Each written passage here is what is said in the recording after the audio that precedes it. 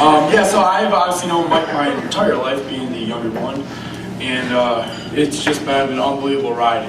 I mean, he is the greatest role model possible.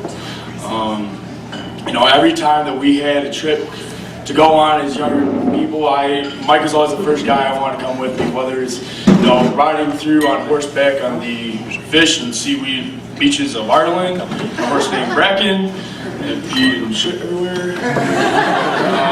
Or going to Disney World. Small aside, Uncle Bob tells this, 12-year-old Mike, oh, make sure you read when you go to Disney World. So literally every photo we took, Mike had a book in his hands. And then also, this is like another special trip we had was going to New York and Boston to Fenway and Old Yankee Stadium. I know Mike has his mini bag collection, so it was great to be a part of that for one. But my favorite trip was actually a couple years ago when I came out and visited Mike and Laura at their little downtown Denver apartment. And Mike set up a nice little 3-day hike for me and him. And of course, we're ready out there and we realized we forgot one key ingredient, and that's something to start fire with. So we're in, we go to the gas station. We have 3 options. There's a kitchen lighter, 100 pack of matches, and a 30 pack of matches. So we're staring at the choices, and Mike, being Mr. Outdoorsman, adventure guy, so I was like, oh, 30's enough for 3 days. Yeah, we're all good. So we buy the 30 pack of matches and hike up, about 4 miles into the mountains, and we're there burning through 1, 2 match, still didn't get it to go, and now we're at 10, whatever, we got 20 more, burned another 10, now we're at 20, so we're like, crap, this is kind of important. And then we're on the 29th match, and finally Mike gets the fire to go. And that was huge because we needed the fire for our drinking water up there, otherwise we'd have to turn around. So, but that story right there to me just shows how everything kind of works out in Mike's favor. Everything he does goes the right way, and that's exactly what's happened with Laura. We've never had like a real girlfriend, nothing serious like ever, and so when we first heard, it's not a dig on Mike, but when we heard about Laura, and this is the first kind of serious thing, we were all really, really excited about it. And then the first time actually getting to meet her, it's the Rowe family events. She's an absolute star. She's adventurous, she's loving, kind-hearted, and I cannot think of a better match, for my cousin Mike, and he deserves nothing but the best, and he got it in Laura.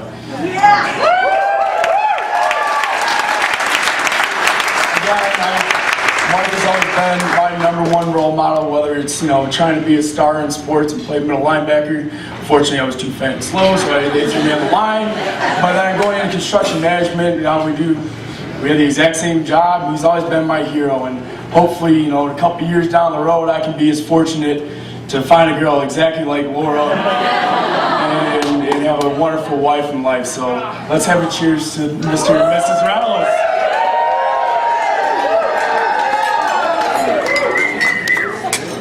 And I'm going to kick it over to Ann, so I'm sure she's got something special.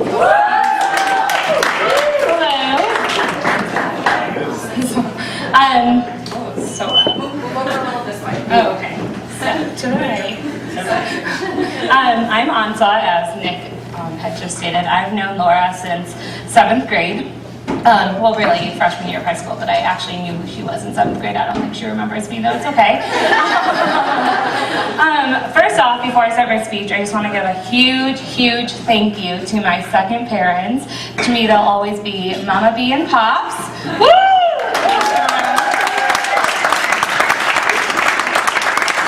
And to now, my third parents, Bob and Marianne. This week has been absolutely amazing with you, Julie, Mike too. I couldn't have done any of this without the 4 of you, and I'm so glad I've been able to get to know all of you over the last few weeks and months. So I've grown up with Laura. We lived a mile away from each other in Novi, Michigan. I remember meeting her along with my carpool of buddies. We all went to Mercy High School together. Mama B would drive us, and I remember one time we were all singing along in the car, and all of the girls said I had a horrible singing voice, and I told them that it wasn't my real singing voice, and it was just my car voice. But to this day, I've never done karaoke because I've never been more embarrassed in my whole life. Laura and I have been inseparable. I'm sure some of these girls can attest. We've always been date one and date two. If I was going somewhere, she'd be with me, and if she was going somewhere, I'd be with her. I only have a brother, and so Laura has been the sister I've never had. Oh my gosh, I didn't think I was gonna cry. In high school, we were complete opposites. Laura was like the pretty, athletic one, and I was like the girly, kind of ditzy one. I remember Laura was like the star soccer athlete, and I tried to join the track team so I could like pretend to be an athlete. Anyone could join the track team, you didn't have to try that. I remember me and my friend Jill would go into the locker room and splash our faces with water so it looked like we were sweating, and we were not actually wet. And one day, Mama B was sitting in the stands watching Laura's soccer match, and she yells out, "Anta, just walk, it'll be faster." So I walked, and I always had to run the 2 miles because I could never actually run a race. So Laura's been like my inspiration and wanting to be more athletic. It hasn't actually worked, but I've tried. I think I went on a hike with the Denver crew, and I went into the water just to prove you guys that I could keep up with Laura. So, well, then I was cursing myself for not going with the Chicago crew, who probably didn't go into the water. Yeah. Anyway, so I remember the day that Laura called me to tell me she was engaged to Mike. It was November 17th. I think she called me really late at night, and I didn't answer. I was on a work trip. It was a Sunday night. I had like multiple missed calls from Laura, and she said, "Call me when you get this in the morning." I was headed off back to Detroit. In the morning, I was at the airport, and I called her, and I just remember screaming so loud that the TSA reps told me to be quiet. I was so excited. I had met Mike a few times before. I'd come out to visit them in Chicago, in Denver, and they had come out to visit me in Chicago. And I didn't think it was possible, I mean, you all know Laura, for anyone to be as genuine, as caring, as fun as she is until I met Mike. He might be a little bit more genuine, fun, and caring. I'm just kidding. I honestly... I've never, like, Laura's been my sister, and when she first told me about Mike, I'm not gonna lie, I was a little jealous. I thought he was silly, my best friend, and as a protective best friend, I just wanted to make sure he was right for her, and from the moment I met him, I'd known that there was no one else that Laura could be with and spend the rest of their lives with each other. I remember a few times in Chicago, just coming out, like, Mike is amazing. I don't have to tell you guys that, you all know that. But if you don't know that, you should get to know that tonight on the dance floor. He's been practicing his moves. I'm gonna wrap this up because I'm a really bad public speaker. I'm like, Pops, and I'm getting nervous. But, also sweating, it's okay. I just wanted to say that Laura's family, honestly, has always been my second family. The Wernies, everybody, I've always gone to my Thanksgiving and come over for seconds at the Brzezinski's house. I hope it goes on forever. And last year when I got to meet Marion and Bob at Thanksgiving, it was just one of the happiest days of my life. I can't be more happy for the future Reynolds. They're now the Reynolds! Woo woo! That's all.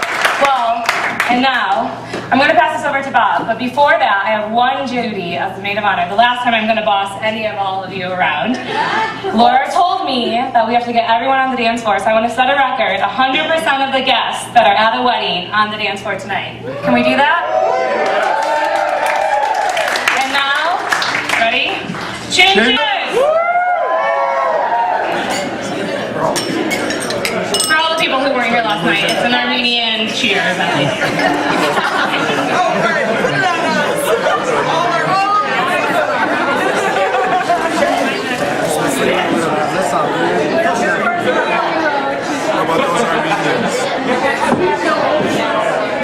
Well, that is a tough act to follow, needless to say.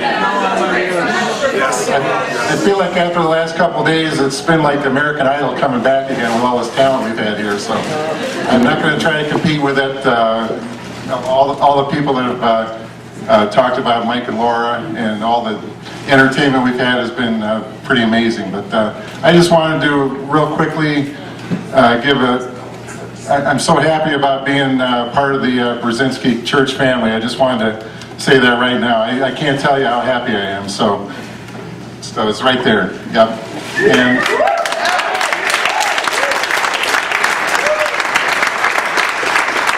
Lance has talked about it, how many people we've met this week, and I've gotten to know quite a few of the relatives of the Brzezinskis and the churches, and it's just been really, this week has been unbelievable. We've been here since last Friday, and all the people we've met and all the West Aurora people that have come in. How about you guys out there?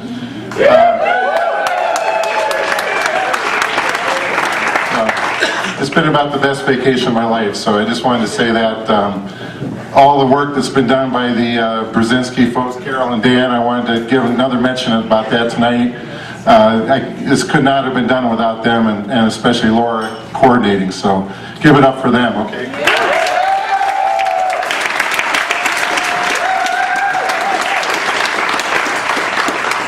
I'm a lucky guy because tomorrow will be the second Father's Day in a row that I've had the day before I've had my child get married, so that's pretty hard to beat. I mean, I figure the only way this can go is down. I mean, I only have 2 kids, so I am in for a serious letdown next year as well. But I just want to give a quick toast to everybody. We've had plenty of toasts, but to Laura and Mike and all their happiness and health. And I have to add one more thing. After Adam last night, I have to add children to that too. So, because they broke the ice.